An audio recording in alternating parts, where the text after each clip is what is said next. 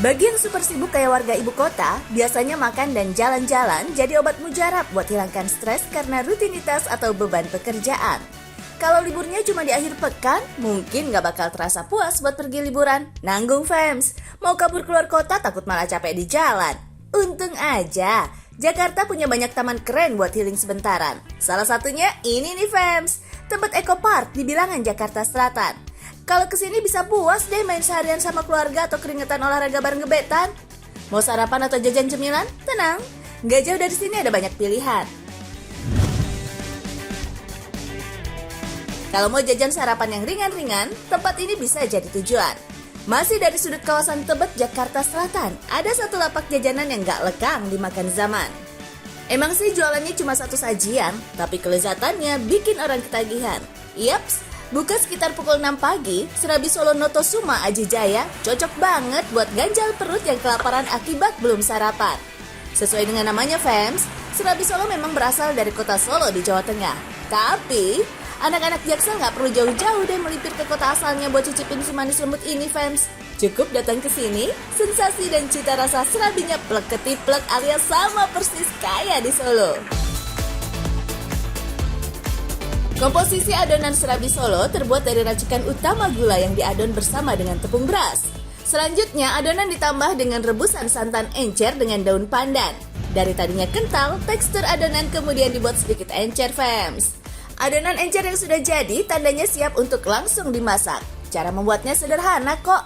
Memakai sedikit olesan minyak, langsung aja tuang adonan pada wajan kecil yang sudah panas.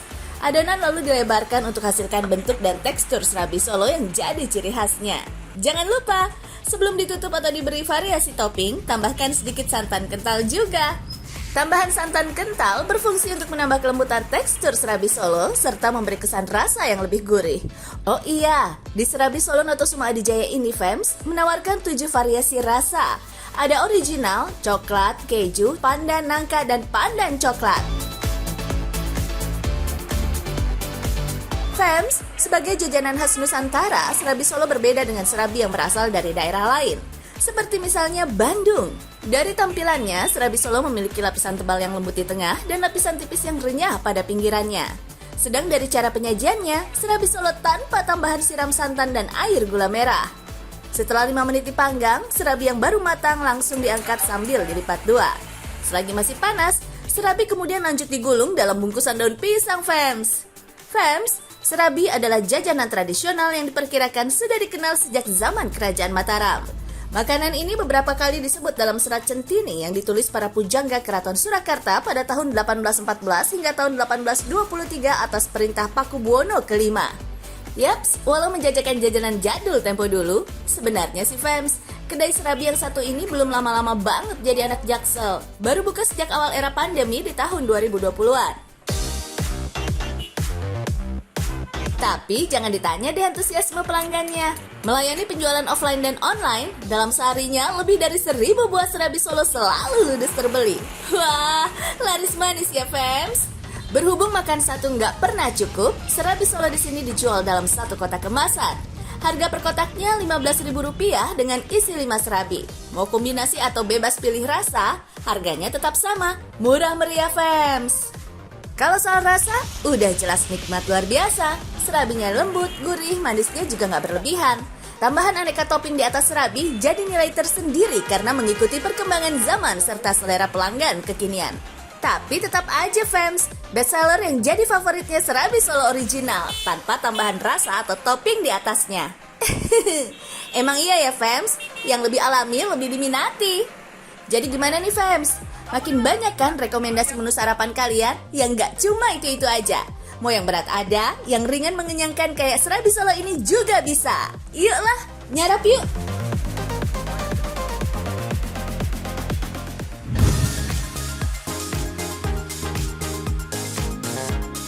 Lanjut fams, kalau serabi Solo dirasa masih terlalu berat, tenang, Indonesia punya berjuta panganan ringan atau camil-camilan. Geser sedikit dari wilayah Tebet, ada penjual kue jadul lain yang bisa kamu coba. Yang suka kue leker, ayo tunjuk tangan. Mangkal di Jalan Padang Panjang, Pasar Manggis, Setiabudi, Jakarta Selatan, lapak penjual leker yang satu ini udah bisa kamu jumpai sejak pukul 8 pagi. Bentuknya yang tipis ngebuat Laker punya tekstur yang renyah dan mudah hancur. Tambahan isi berupa coklat dan keju jadi variasi yang bikin cita rasa Laker lebih nikmat lagi. Adonan Laker terbuat dari kombinasi air, mentega, tepung terigu, telur, dan gula.